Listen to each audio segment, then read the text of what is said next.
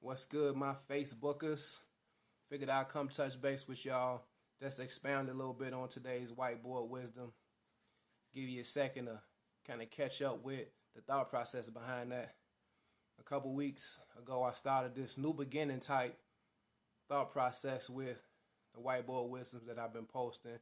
Probably noticed the theme, or if you haven't, I'm letting you know up front. It was a theme about new beginnings. I know it's a new year. Most people say we almost halfway done with the new year, but I'm thinking we still got a good portion of it. You thinking it's almost over. I'm thinking it's still beginning for me. And it's pretty much just perspective, man. And today's whiteboard wisdom was just talking about what may feel like the end is sometimes just the beginning for you. The end of a relationship, a job, a business partnership, anything in that regards to where you starting something and it finishes. So the big thing about that is it's just perspective. It could be a little scary initially.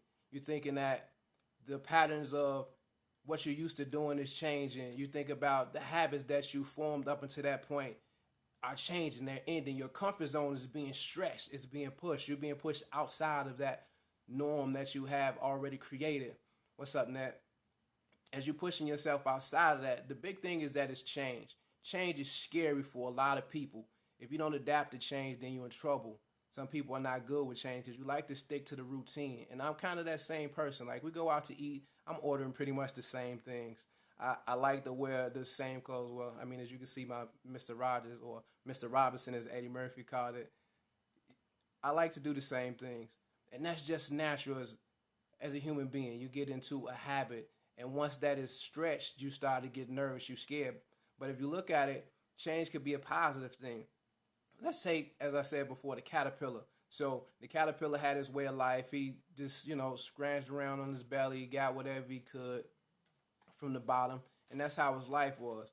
And then he went through this massive change. Life as he knew it was over. He didn't know what to expect. And he went through this chrysalis, and it was a lot of pain for him as his. I wish I could be compared to Malcolm. So if I can only get that much close to anything that he did in his lifetime, I would definitely appreciate that. But thanks anyway. So as he entered that chrysalis, a lot of pain took over him, and he didn't know what to expect. And he was feeling like this is over. What's next? I can't be going through all of this. Why is this happening to me? And he didn't know what to expect because that's the change. And in that chrysalis, basically what was happening was his transformation. So the perspective needed to change. His transformation, he needed to stop thinking about why is this happening to me? And a lot of us need to do the same thing. Why is this happening to me? And start thinking it's not happening to you. It's happening for you. This is something that's happening for you. As that caterpillar started to notice that the pain that he was experiencing at chrysalis was him changing into a butterfly. So he had to learn to embrace that pain, and a lot of us have to do the same thing, embrace that pain. And once you learn to embrace it and harness that, what you learn from that and that feeling, what that does, it could be used for your benefit. And if you caught the last maybe two whiteboard wisdoms ago when I said out of some of the most excruciating pain brings you the best or the greatest movies, novels, music, and etc. So that's some of those things that once harnessed the pain, it could benefit you when you think about those type of things. And for all my biblical scholars, my Bible thumping folks, think about 1 James 2 and 4 when it says, count it all joy. And of course, I'm going to kind of gillerize this scripture for you because I don't really know it per se. It's just you have to know about it and know what it means. But it say, count it all joy when you experience those hard times and those hardships, because what it's doing is making you full and complete, lacking nothing. So you're going to become a better person on the other side of that. That's basically what's happening. So think about this. We're not upset about the end of it.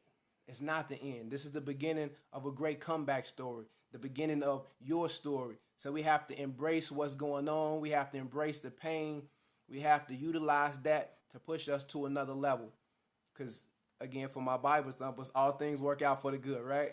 So the pain that you're experiencing, if you do it right, if you embrace it, God will go ahead and he'll allow you to use that, and he will use that to your benefit to show other people that no matter what you're going through, somebody went through that and they overcame it, so you can do it too. So remember, this stuff is not happening to us. It's happening for us. So we're going to go ahead and embrace it. We're going to make it do what it do, and we're going to experience some great things on the other side of that. So hopefully that helps you. You can leave a comment, a suggestion, or whatever. Share this with your buddies. Outside of that, expect greatness. I'll holla.